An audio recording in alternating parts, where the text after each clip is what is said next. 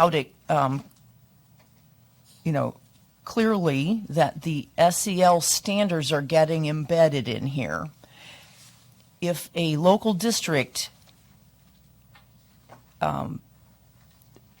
is going to satisfy, I'm guessing they have to satisfy the standard.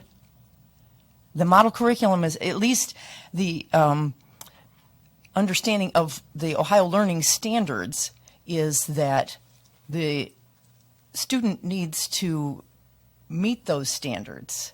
The assessment of how they have they met them or not, in this case is up to the local district. Have they met them or not for other standards is part of the assessment process, that the state assessment.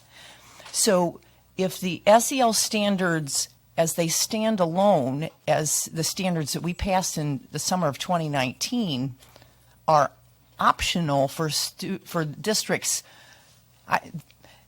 frankly, I don't think they should be called standards because then they're put on the same category.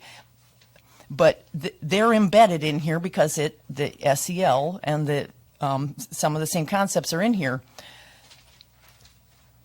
A student to achieve credit needs to satisfy the requirements of the local district on the fine arts, and SEL is embedded in there, but SEL by itself is optional.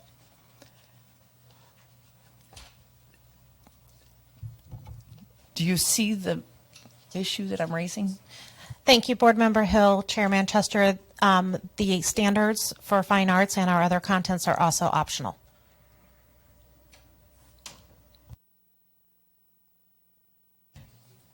Ms. Hill, do you have a follow-up?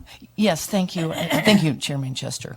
Right, but somebody can't get credit on SEL, right? They can't get credit on SEL. It doesn't help them towards graduation. This would be helping them towards graduation. And if a student chooses to have fine arts as one of their electives and SEL is in there, then they need to do that, even though SEL, when we've talked about it separately, is optional. So there's Excuse me, could I maybe make a clarifying statement or question? I'm not sure which it is. So my understanding is that these standards are put out there for teachers to use if they so desire. And so if a student is getting a seal for the fine arts standards, they would have to pass the requirements that local school put in place. They don't necessarily have to go by these learning standards.